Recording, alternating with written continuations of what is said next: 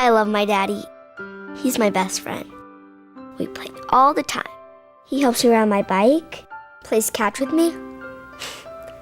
Daddy even has tea parties with me and my friends.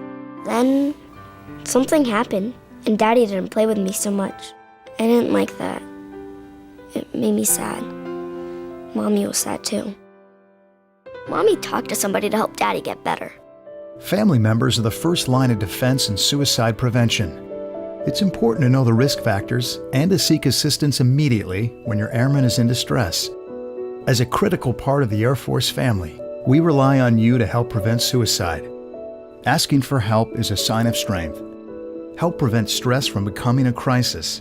Recognize the risk factors, take action, and get help early. Now Daddy laughs again, and he plays with me a lot too.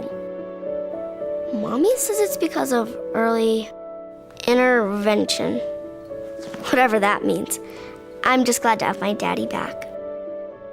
Suicide prevention. It's a family matter.